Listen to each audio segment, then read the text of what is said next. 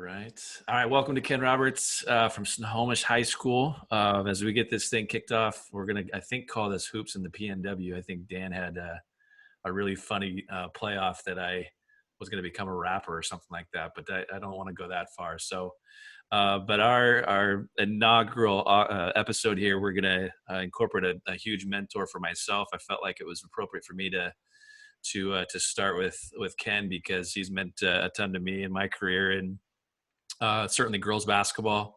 But for myself to take over however many 15 years ago, I think it's been for him to reach out. When I got the job at Lake Stevens High School, he's just been somebody that I've wanted to emulate. He's had a ton of success along the way. And as we get this thing started, our focus is to reach out to coaches that are looking for tips from the best in what we have to offer. And I know Ken certainly does that year after year with his program. And so we've invited him along today. So thanks for joining us, Ken.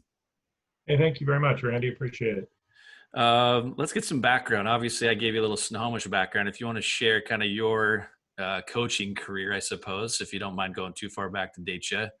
Give us some of your starting points, I suppose, and we'll go from there. Go ahead.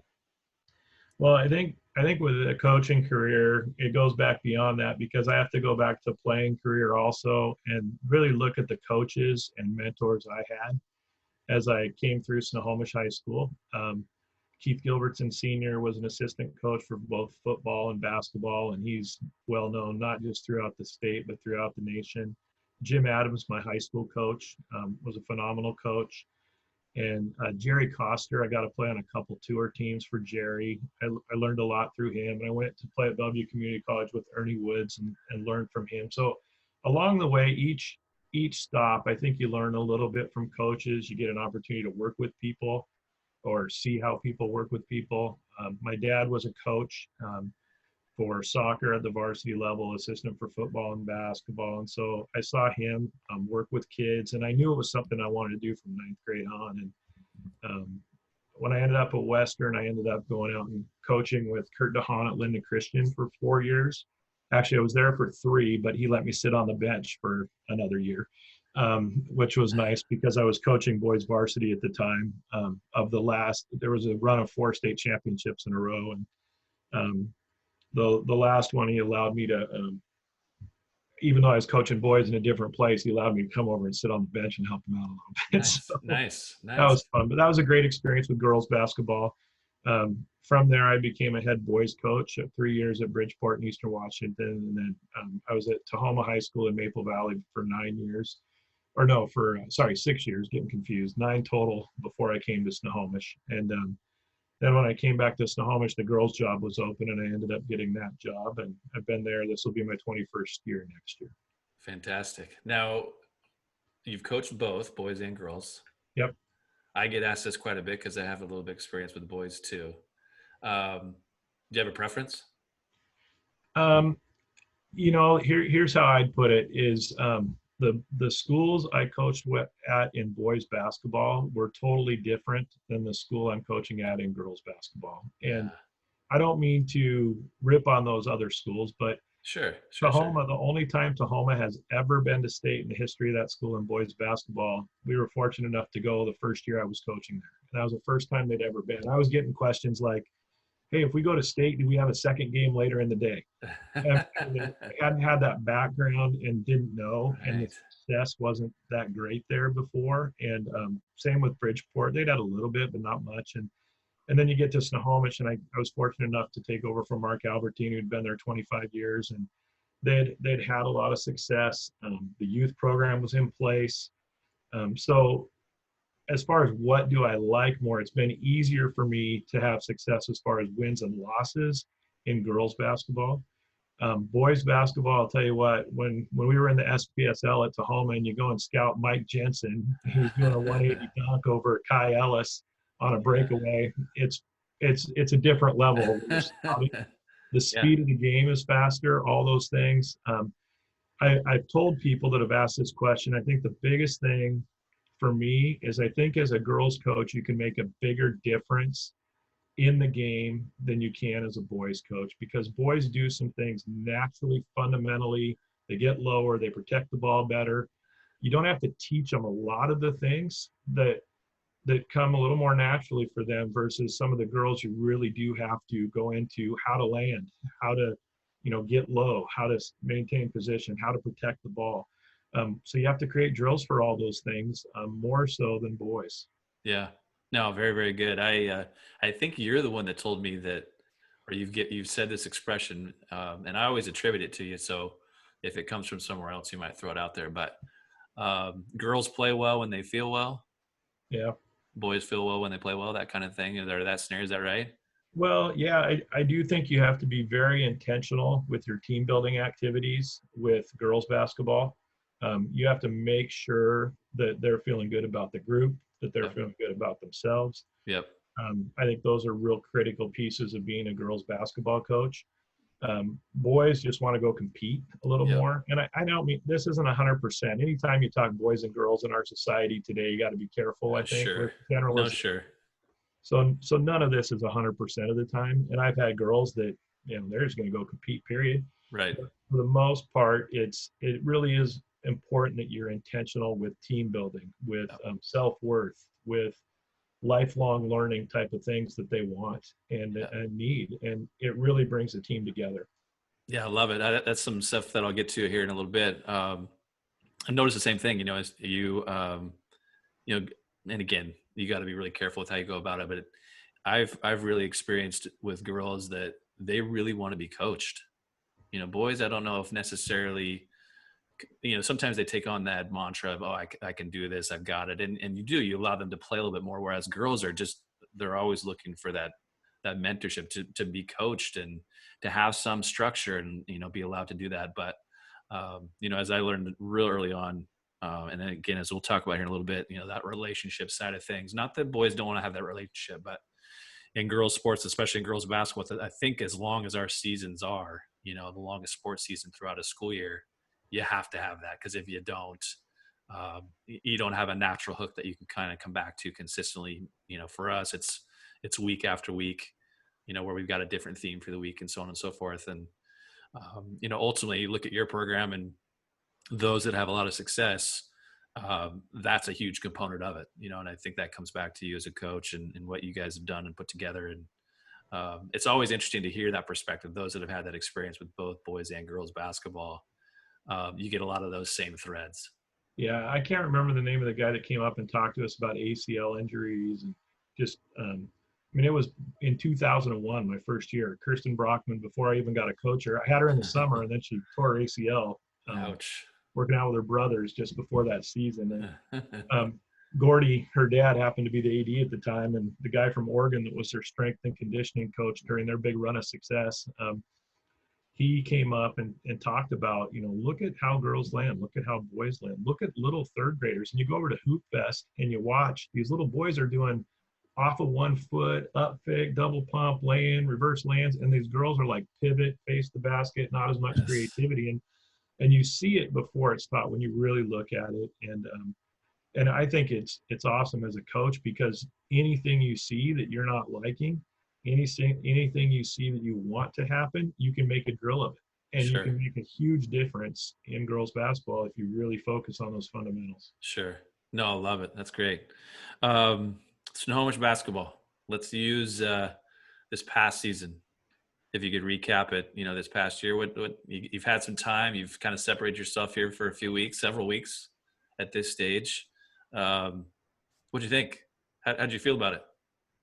Um, Honestly, any year we don't go to state is kind of a disappointment. Sure. Um, There's and that's that competitive nature in there. There's nothing wrong with that. it is. And that's not fair to the kids if we're actually not capable of it. There's been other years where I think we did great and didn't get there right after the school split with Glacier Peak. We had some pretty down years, and we're just hoping to get above 500 and compete. And I felt we did a good job of that. This year's team, we'd come off a second, a third, 2 seconds, and a third in the previous, I think, 4 years. Second, third, fourth in the previous 4 years. So they were used to success and things. And we struggled with a lot of injuries early in the year. We ended up 12-12, but we were like 10-4 in league or 12-4 in league, and we felt like we were in the right position to make a run at districts.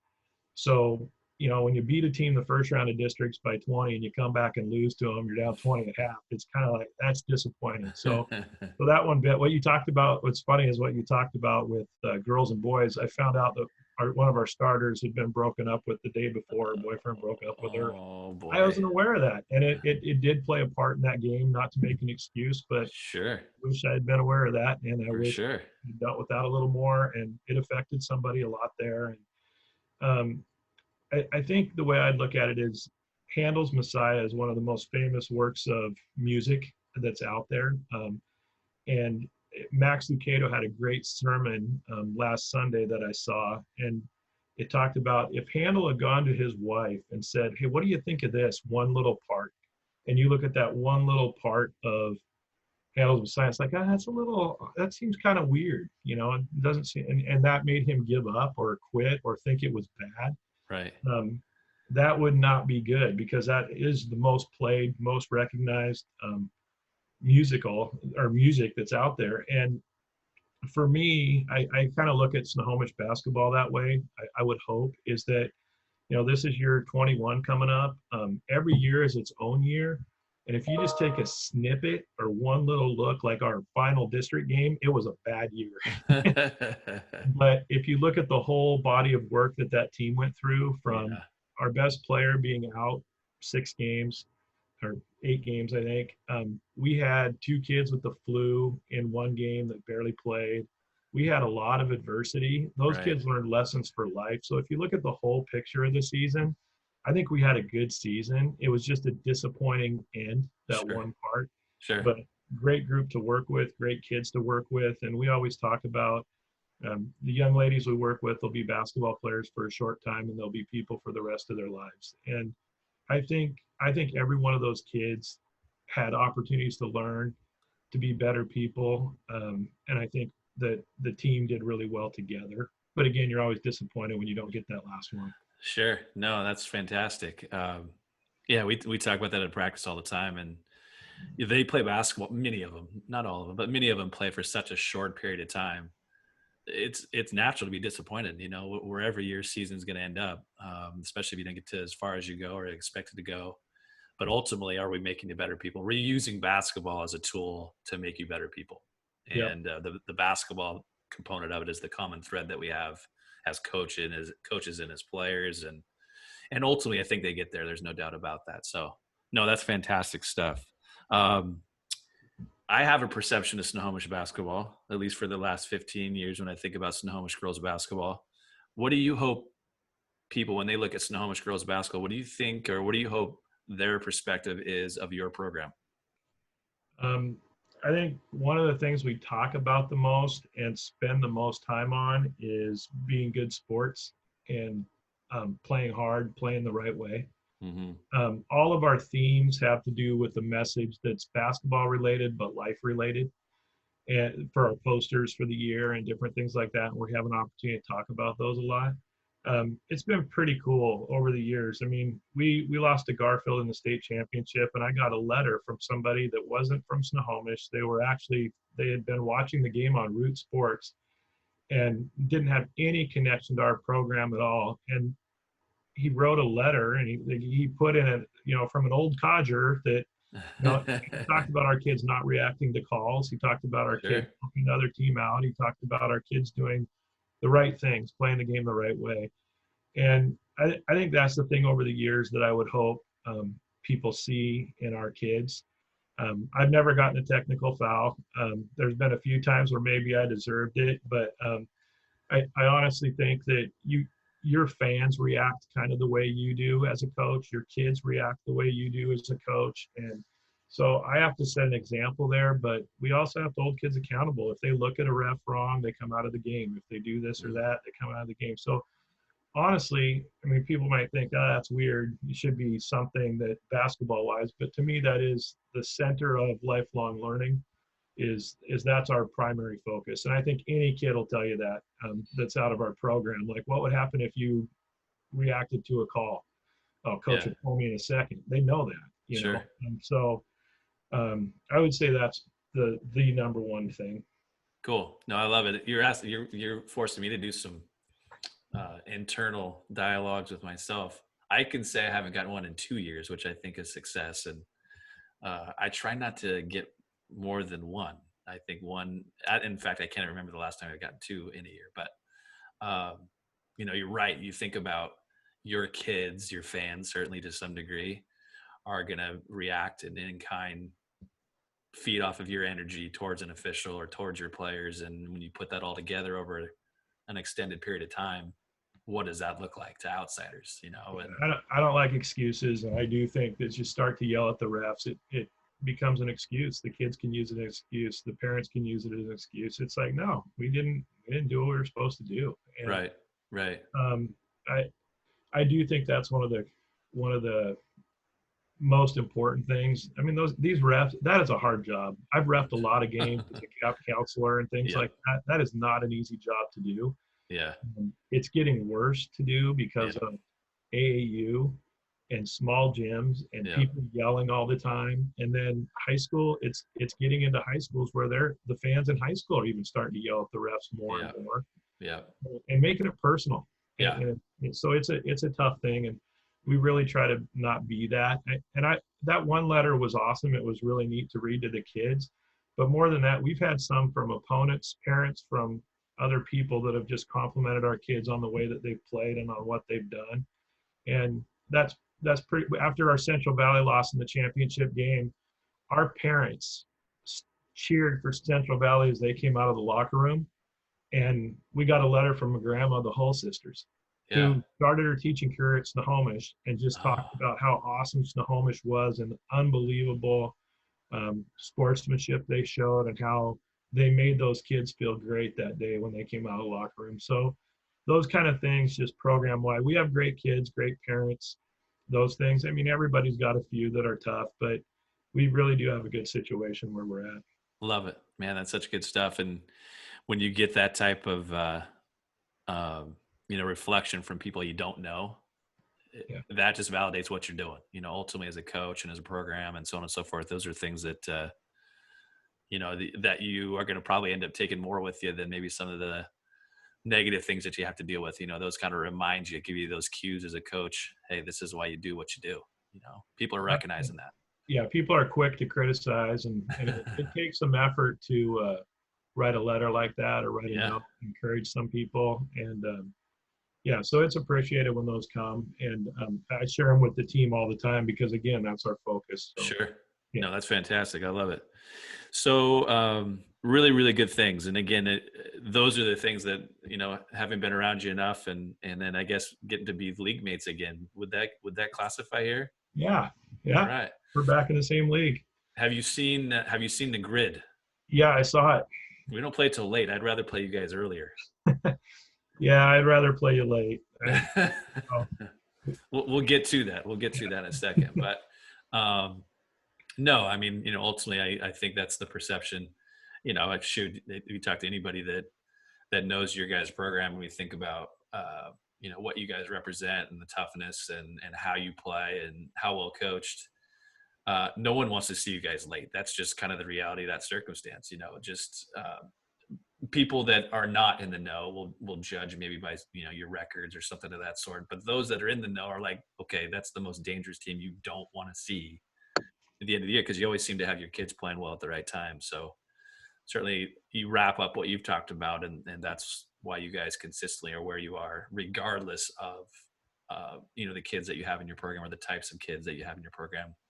well, thank you. That was the disappointing part I think about last year is when we looked at it. Meadowdale was a good team, and I thought we should have got Shorecrest and really struggled to finish and make free throws and do different things. And Shorecrest was a good team too. We had a tough district last year, Yeah, no doubt. but then I really felt like we were the team that could have gone down and won a couple games just because of what we do at the end of the year to teams. And so it's frustrating to see another team beat us and then not do maybe what they could have done. Right, right. So that's tough, when that happens. And I wanted our league to do well. You always do if you're not Sure. there or if you are there. But when you see maybe a few wins were down there for you, Right. it's tough. Yeah, we all do that as coaches. There's no doubt about that. Okay. So when I think of to kind of take it a step further, I guess if I was to get into some specifics, and you can go a couple different angles, I guess, with this. But if I was to come to a Snohomish practice, what's a traditional practice look like? And in terms of, you can give me like an early season and a late season, but like time frame, do you have common, things that you do every single day? Do you, what does a Snohomish practice look like? It changes throughout the year. Honestly, early in the year, our philosophy, it's hard with that darn RPI and different things like that. It used to be all about what did you do at the end of the year in districts, but Yeah. we got a lot of kids come out of soccer, or they're not in basketball shape, and we have never had the philosophy that we need to be in shape before Christmas, Hmm. and that hurts us. But it also, I think, usually helps us in that we have less injuries, I think, and stress injuries later in the year because we do gradually kind of work them into shape. Okay, so Depending I'm gonna pause you for a second.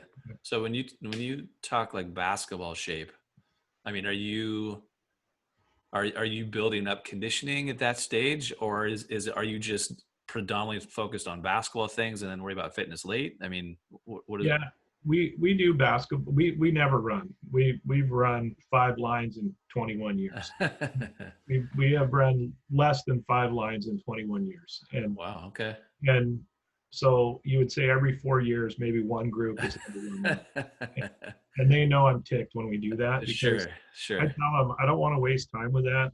If I can't create a situation in practice through drills and Yeah. the things that we're doing to get better at basketball, then those drills aren't intense enough. Sure. And I'm not doing that. So we're not just going to run. And so Now, early in the does year, that mean? Sorry. Does that mean? I mean, what? How about time frame? Are you going 2 hours, 2.5, 90 minutes? the first couple weeks we go 2.5. Okay. After Thanksgiving, we cut down to 2, and then after Christmas we're an hour and a half. Right. And again, that's partly making sure their legs are in good shape. Yeah, you get mid-season and tons of games, and yeah, for sure. Coach Gilbertson, when I came up, I'd been coaching boys, and I'd learned from Jim Adams, and George Fowler was our JV coach. He was hard nosed. I mean, it was like military practice, and Yeah, same with sure. Coach Armstrong in football. And it was, I mean, we worked hard. But Coach Gilbertson asked me one time, it was my first year. He goes, "Ken, why do you work them so hard?" And I said, "Well, they need to learn. That's how we play. We play that way every time we step on the court. But when do they need to play that way?" I go, "Every time we're on the court. They need to learn. That's how we do this." He goes, "When do you really need them?" Of course, it took me longer than it should have to get to the real answer. I really need them to play well when it's game time, and I really Yes. need them to play well late in the season when it's game time. And he said, "Well, teach them how hard you want them to work and make sure that they're physically healthy enough to do that." And he Yeah, that's said, good. "Girls are not the same as boys. You will Yeah. wear them down if you go this hard every day, and they will not make it through the season and be at their peak at the end of the year." And so I learned that from him in year one. Love it. And we really focused on kind of going up the whole season as far as what shape we're in. And that, along with understanding the plays and Sure. adding new things, is usually Gotcha. why we play well at the end of the season. Love it. Love it. Love it. Now, do you have any, where do you, are you doing something skill development wise daily? Yeah, Or is yeah, it more early we are. season, taper off late? Or, I mean, what's that look like? I know for us, I've gone back early on. It was about, gosh, you're trying to, I didn't get the less is more approach until I learned a few things along the way. I felt like we had to do so many things, and it was too much, and um, whereas now so much of, and maybe I didn't focus a lot on skill development. I felt like they should have those skills ready to go, and maybe we would touch on them. Whereas now we seem to do a lot of skill development, and maybe it's just early stuff practice wise, but is that a big influence for you guys? Yeah, we usually start practice with we do our dynamic stretching, kind of work on Yep. ACL injury prevention mainly with girls. It's really Yep. that about 15-20 minutes at the beginning of practice. We've done that for 20 years, and I think it's helped us a lot. Yep. And then from there, we usually go into passing, catching, full court passing type drills. Um, we have really, I've gotten a lot better as a coach about shooting a lot more in practice. We tend to shoot at least a half hour a day, and it's not just sit there and catch and shoot lazy. Right. You're getting Right. into deep shooting.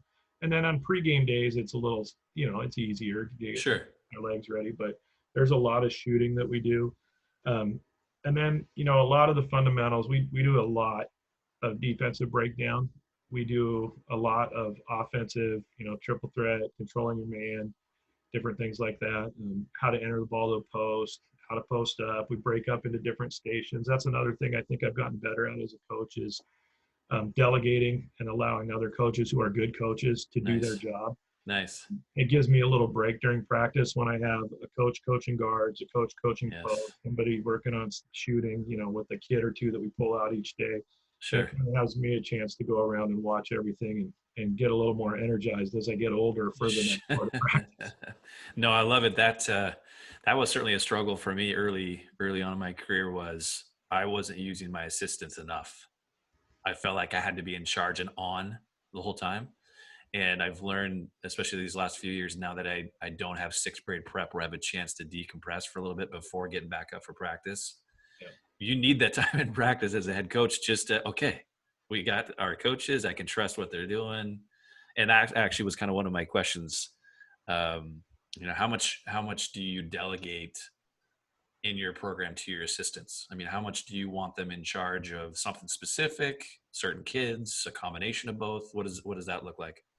Yeah, over the years, it's been different coaches. I've had coaches that are better guard coaches that are assistants. I've had coaches that are better post coaches, and I've played guard, but I like coaching point guards, but I really like coaching posts as well. And I just think they're underused in high school basketball. Yeah. And I really think you can gain a huge advantage if you can develop some good posts. So most years I coach the post, but like I got an assistant job for you. yeah, yeah, you got a couple good ones. Um, Katie Benson, when she was there, the first 2 years, I worked with her as a post, and we had Yeah. a guard coach. And then Joel Boyer came on, who was more of a post type. And I had worked with Katie the first 2 years, and my brother actually helped us out there the third year. But I was Sure. able to move them into working with Joel and Dave, my brother, at that time. Right now, Sean Bricks is our varsity assistant coach. He was a really good player, and he gets it as far as Yeah. guard play. Yeah. So he takes guard play, and then Steve Riedemann, who he's coached forever with the boys program and at Lake Stevens with the boys program. Sure.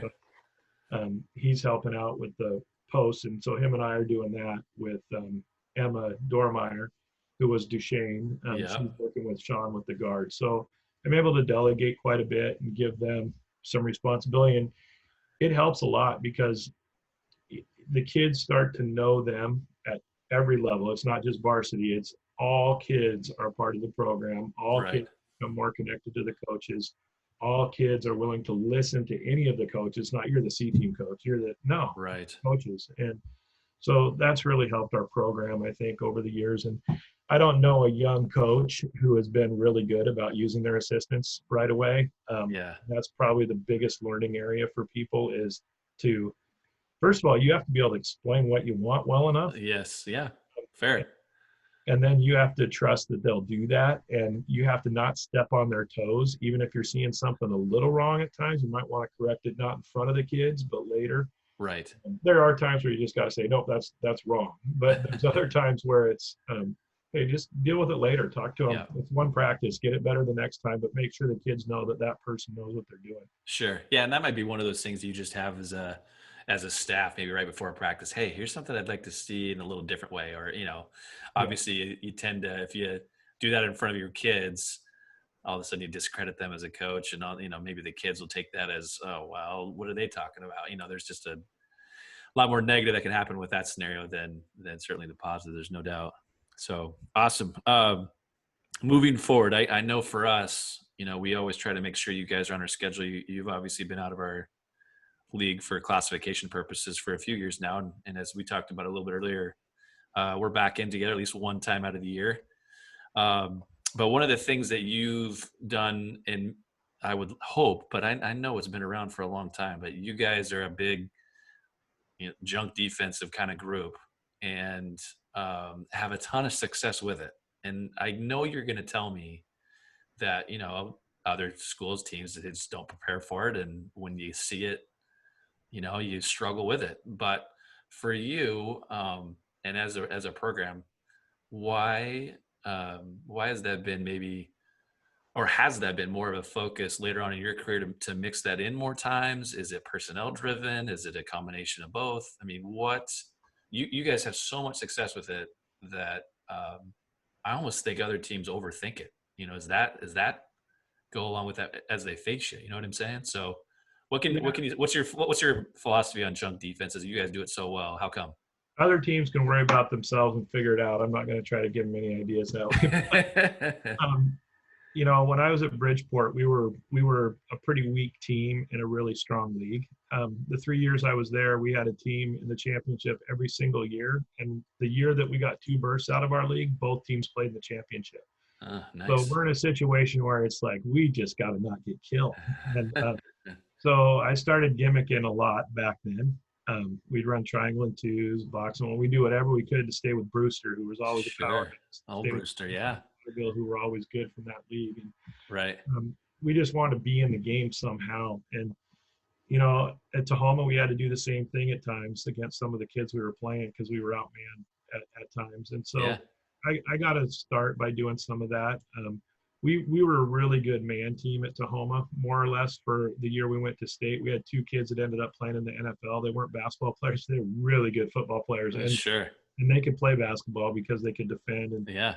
Well, we all love athletes. You know how that goes. Yeah. Athletes of any type are great. Yeah. So we worked hard at being good at man because we were actually pretty athletic, but we had some mismatches inside. We had to do some gimmick stuff to take care of. And then at Snohomish, honestly, before the school split, we had a lot of depth. Yeah. And we had a lot of good players. Sure. And so we didn't gimmick nearly as much back then because we didn't have to. Right. And we were really, if you looked at our first 10 years before Glacier Peak, you'd say Snohomish plays man-to-man defense. They play physical. Yep. Well, we could. We had enough depth. We had enough kids to do it, and you didn't have mismatches against us very often. A few of the top teams in the state did, but most people we were able to just go out and play man against. And we'd play some zone. We'd do some trap. We'd do some different things, and we'd gimmick every once in a while, but not very often. And after the school split, and you were there, you had the Palcoa girls when we split. Yeah. Honestly, we had gone from being very, very talented, very deep to that. The first few years, we had some nice kids who played basketball, but they weren't necessarily basketball players. Right. That you would go, wow, that's somebody I remember specifically as a great player in our league. And so we had to gimmick just to stay with teams and compete with teams. And when you have a young team, you have to do that sometimes because kids can't match up man to man. So we do a lot of triangle and two. We do sometimes where we don't guard a person on the other team. We did that against you guys one year when we were really young. You guys were one of the top 2 in the state. And came in and surprised at your place after a 20-game winning streak or something like that. I don't know what you guys had. I was 18, I think. Okay. but don't bring that up. That's cool. But that was a young group for us. And then 2 years later, we didn't have to do that to teams. Sure. But that group we did. And that group, yeah, when they became seniors, that was the year we split with Glacier Peak. And, right. So that group we did actually because we had 3 sophomore starters, I think. But sure. we've had to do it out of necessity lately. And I tell the kids, you're out here taking chances. You're out here taking risks. Mm-hmm. It's tough. Other people watch you make mistakes. I go, as a coach, if I sit there and say, you need to play harder, you need to do better against this kid who's physically better than you. Right. Garbage. Sure. I need to take risks as a coach, and I need to be willing to look like the idiot by doing some of these things and giving our kids a chance to win. And if I don't have the courage to do that, how can I expect our kids to play with that same kind of courage during a game? So at times, I hear moms in the stand, go out and guard her. No, that's not what we're doing. Just keep doing what we're doing, And we have a game plan going in. And I would say, all the gimmicks we run, the different things we run, The main thing we want people to have to do is we want to make the other team's players make plays. We don't want them to run plays ever. Sure. We Sure. don't want you to be able to run plays against us, whether that's because we're so good at man Right. or zone or gimmicks.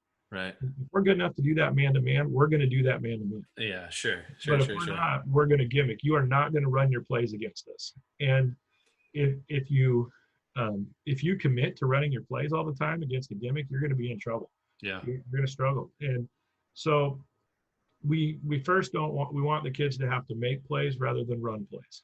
And Yeah. the second part of that is we don't want their best players to be the ones making the plays. Yeah. We want it to be their third, fourth, fifth best players making the plays. Right. So you're going to have to do things that you're not used to doing. And honestly, our league is pretty tough right now. When we coach, we have a lot of coaches that'll gimmick. We have a lot of coaches that'll try things. But when you get outside of your league and get to Yes. state, when you've gotten good at those things, it really makes teams struggle. Yeah. No, that's fantastic. I've tried to get more comfortable with, having to gimmick and use it for that reason.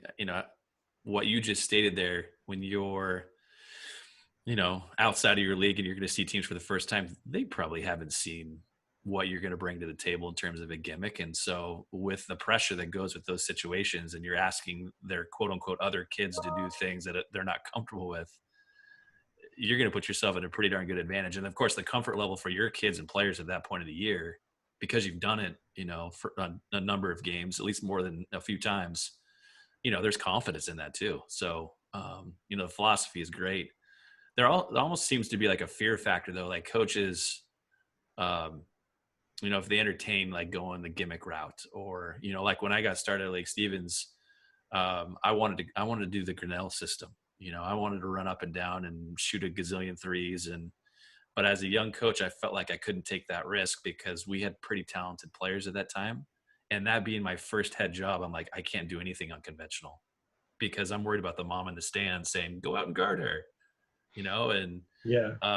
whereas, if I was to take on a new program right now, I would probably try to Grinnell it up and platoon it. And hey, we're going to just, and go for it, and I think, if you're willing, like you had talked about, you were willing to take that risk as a coach and not pin that on your players are going to, all right, we're in. I don't have to worry about making a mistake in this or what mom's saying up in the stands, because this is what my coach is asking me to do. And Yeah, well, we played Edmonds Woodway a few years ago, and they made like 13 or 14.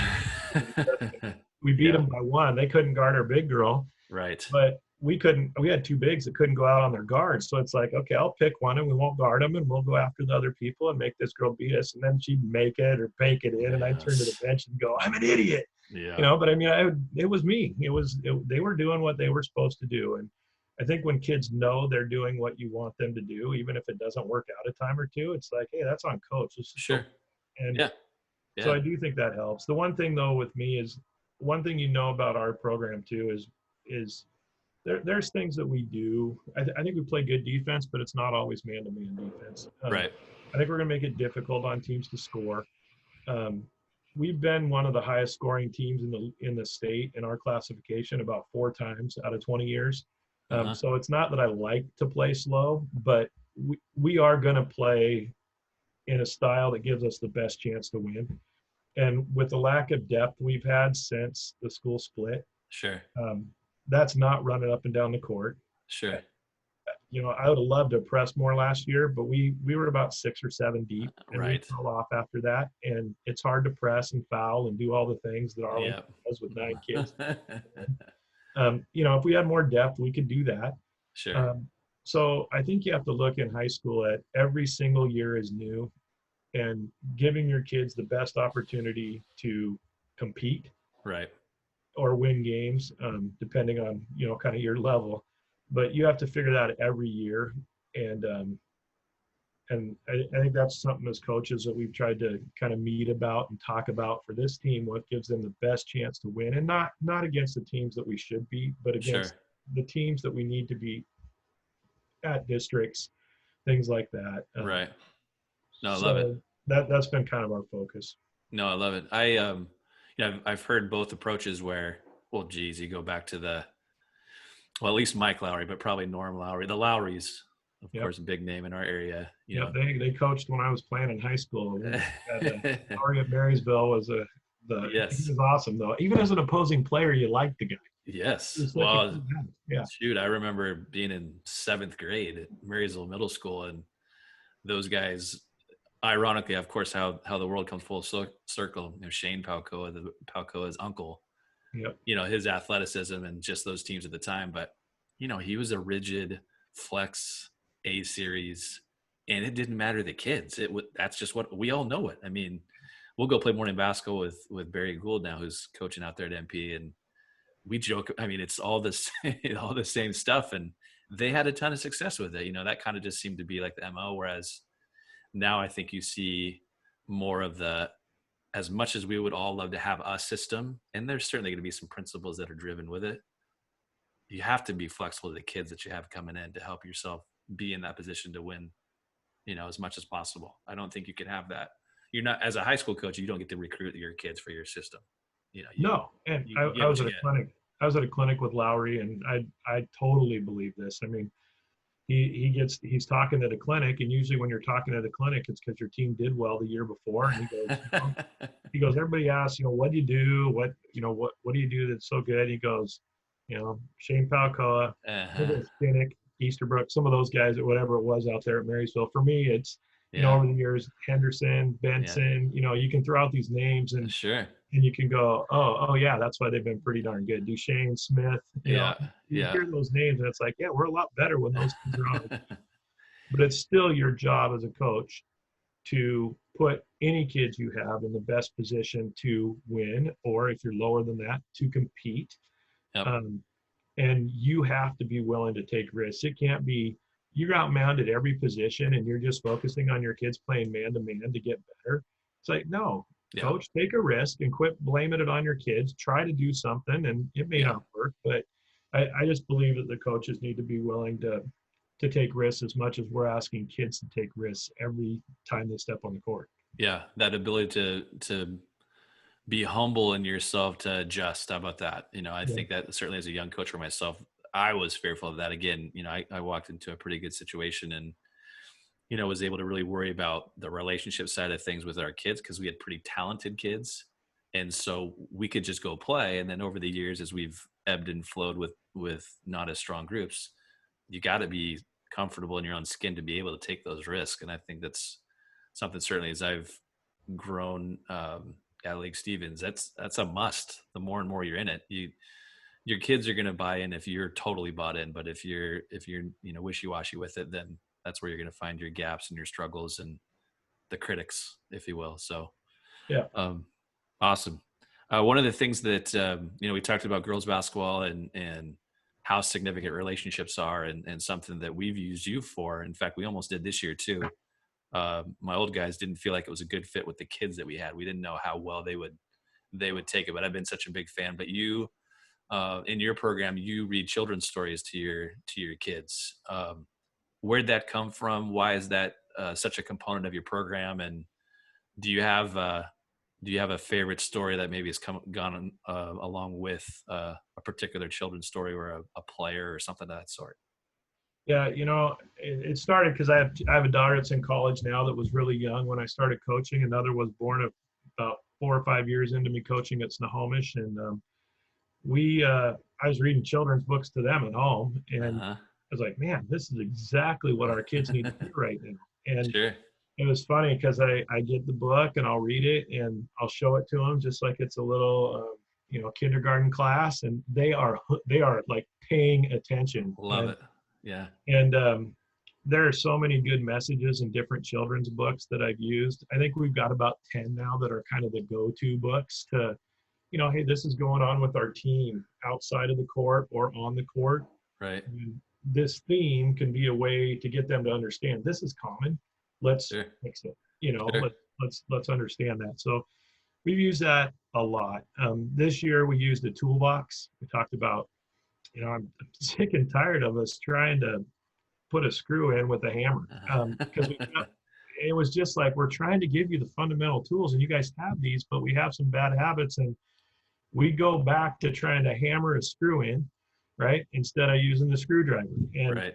Um, and so we used a toolbox, and we kind of gave them something every game where it was just a little something that would be the skill that they needed to get to where we needed to be at the end of the year. And if they had a full toolbox, we'd be Right. in good shape. Love it. Love it. So that was something we did this year. But yeah, the children's books, probably the best. There's a lot of books, all of them are good. But probably the best story as far as just a fun moment. Sure. Was a team in 2008-9. Our school had split. We lost. We lost some pretty darn good players. Division One kid and two Yep. NEIA Division Two kid to Glacier Peak that were Yep. going to be our depth or Yep. starters. Sure. We ended up getting second with that group. But when they were young, when they were sophomores, we had gone down to state and we played Meade, who was loaded that year. Mm-hmm. And Mm-hmm. we had three sophomore starters, and we're just not ready for that. We got to the semis and Right. got blown out. I mean, we upset somebody we shouldn't have beat. Sure. We gimmicked Mount Tahoma and took forever to break their press and ended up beating them. So then you Yeah. play somebody that's a lot better than you in the second round. So it was the quarters. And we had to play Meade or Prairie. It was one of the two. Yeah. I think Well, Prairie. In fact, didn't you open with Bellarmine Prep? Wasn't it Bellarmine Prep in round one? yeah, they were ranked third, I think, and we were Yes. unranked, and we beat them. Yeah, Yep.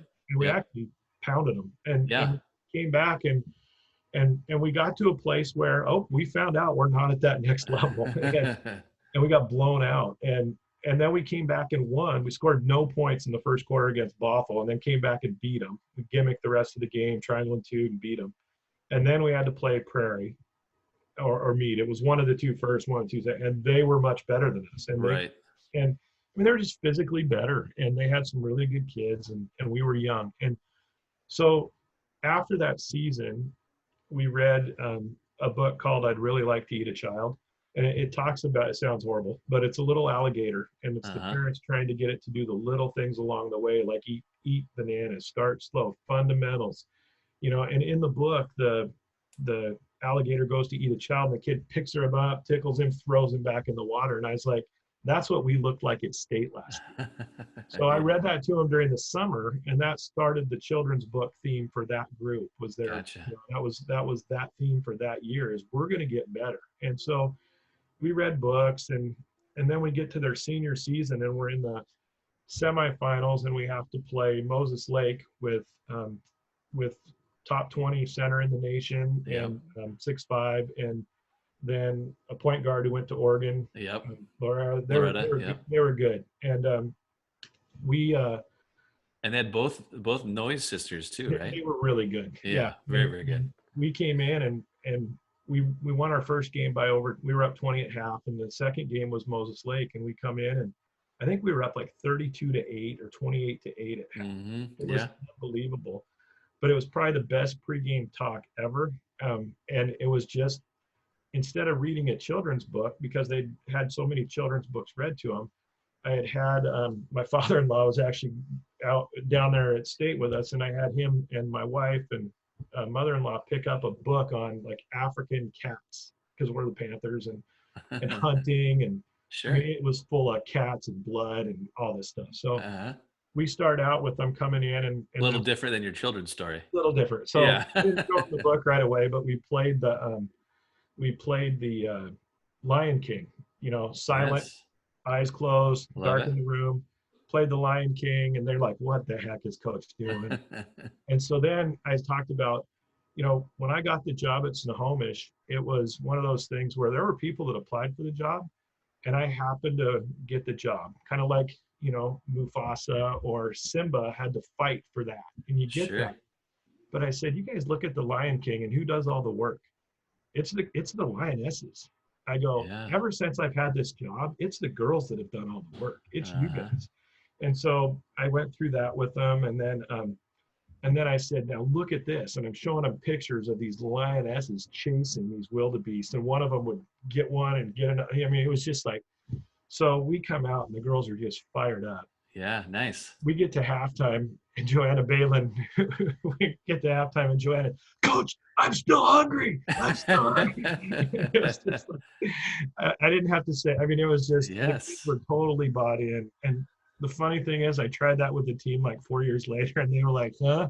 Yeah. What is that? Yeah. That group was so bought into it. It was just funny. But anyway, that was pretty fun. But I do think the messages, and again, it's about life, not just basketball. The Right. messages in those books are so good, Right. but you have to do it right. It has to be your style. Al Aldridge, I did it Yep. one time for the Washington Oregon game. I read children's books. I had coaches send letters that had to do with the theme from a children's book for Cool. their kids. I had them open it before the game, and I read them a book that applied. And Al's like, "Wow, that's incredible," And then he told me the next year, he goes, "I tried that." And they looked at me like, "You're crazy. What happened to you?" Because that's not our style. And Sure. so I Sure. think it has to be authentic, but man, they're a good way to get a message across to kids. Yeah. No, I love it. I don't know if you remember, so we had you. It's actually one of my favorite years. Probably my most favorite team that I had. But 2011, we had Yeah, you the come Power in. Co sisters and Yeah, Abby they were and sophomores. Abby Molster was a Corinne junior in there. and Corinne Burke. I Corinne remember that. Burke, senior. Yeah. Yeah. So we had you come in and you read the How to Eat a Child, and there's a banana sequence in there, right? Yeah. Do I remember that correctly? So you would come in the week before we get off to the state tournament, and of course that's the best team that I've had in terms of won a league district title and then placed, kind of the trifecta, I suppose. Um, but you'd come in and read us that story, and we pregame at the state tournament had a banana on our pregame board every day. So it was a reminder of that story, of that children's story. And we didn't need to say anything else, but someone was responsible for making sure we had a banana on the board. And it's ultimately one of the things that kind of refocused, hey, this is our time to go have some success. We probably accelerated the process the year before. We probably shouldn't have made the state tournament, but we did. We were really inexperienced, and now we needed to take that next step. But you couldn't get ahead of yourself. You needed to take care of those steps along the fundamentals and things along the way, and it was such a good reminder. But I've always been impressed with that. I think it's such a great, easy thing to do. But you're right, it has to be a part of who you are and what you represent as a coach. And yeah, you're going to have some kids, and like I said, I think our program this year would have really struggled with it. I thought it would have been important, but Coach Berg and McKinney are like, I think you're going to get a couple of our young ladies are going to be like, what? All things What the considered. heck is he doing? So we would get the message and it would be fantastic. But yeah, so no, that's fantastic stuff. I'm so glad we got that on there. Couple more and then we'll let you go. I certainly appreciate you for your time. This has been great stuff. I think one of the byproducts of me trying to put this together was all the things that I'm going to learn along the way. I'm really excited about, and to have this as a tool and a resource is just fantastic. So it's really good to extend my learning. If you had any advice for young coaches, getting started and thinking about through your career, would there have been anything that you'd have done differently? And who knows, maybe there's not. And two, what's one thing that you'd tell a young coach getting started that you wish you would have done? Yeah, it's hard because when you're getting started, you're just looking for a job. I Yeah. was hanging up at Linden Christian, for Kurt DeHaan. I was living with his family the last year I was at Western, and I was teaching at Linden Christian as a student teacher. And a guy delivers hay.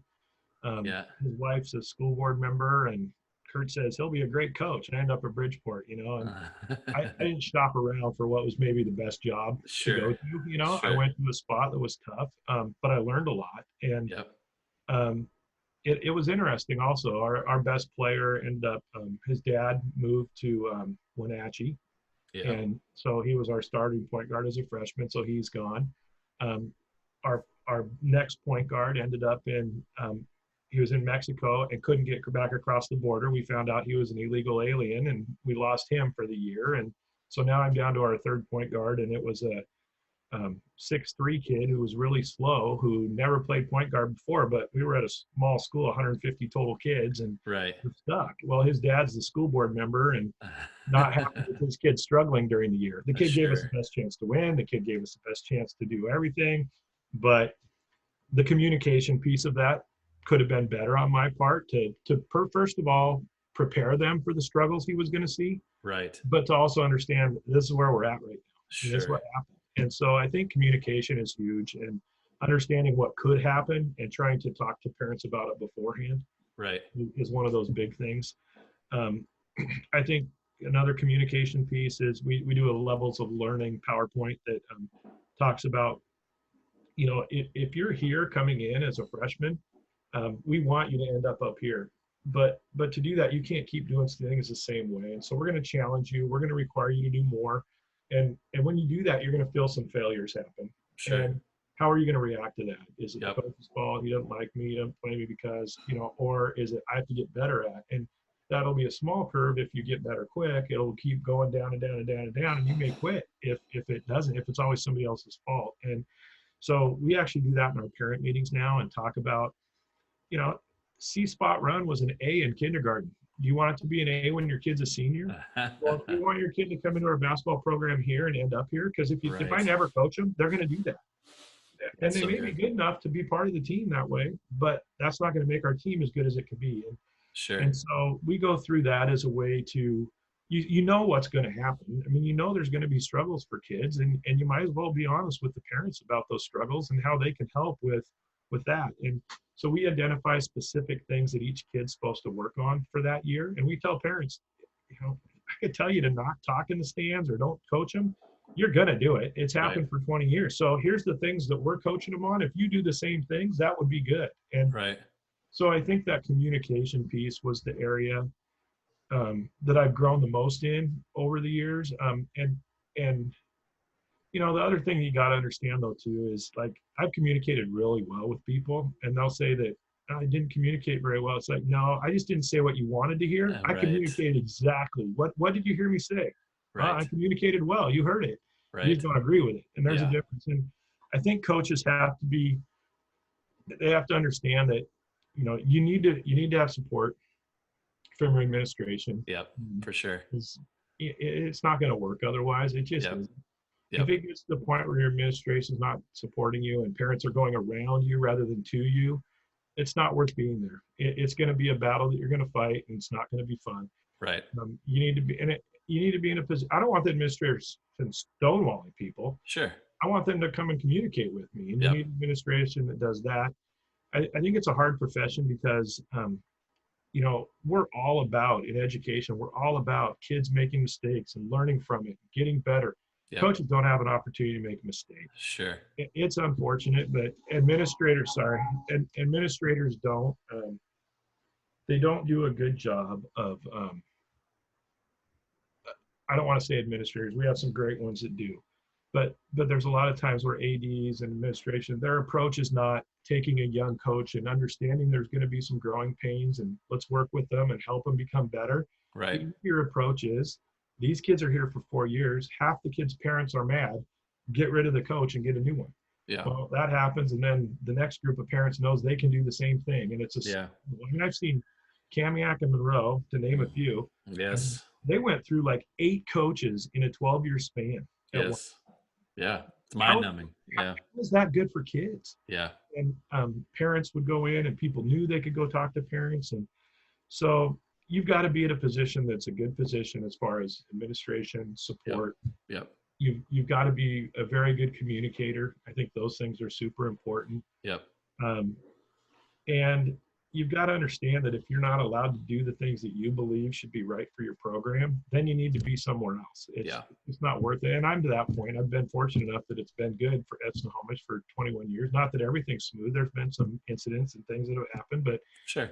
I'm to the point where if I have to change my philosophy and what I'm doing, I'm not coaching anymore. I'm done. Yeah. And I think, you can't fit a round peg in a square hole or whatever. You've got to be able to coach. And to coach, you've got to be able to challenge kids. And kind of goes back to your toolbox analogy, right? Yeah, no, there's a lot of it. So I do think, but communication, and there's people out there that can help you with, this is going to happen. Yeah. Here's what I've learned to do with sure. This is going to happen, so don't avoid it. Tell the parents it at the parent meeting and let them know, here's some things that might occur this year. Here's how we can work through this together. Yeah. And I think sometimes the challenge too, when we give, parents a voice and they get the AD's ear or the principal's ear, a combination of both. One thing I heard the other day actually was, it would be interesting to see or ask the AD, have they ever been at a practice? And, you know, how we have administration in our classrooms when we teach.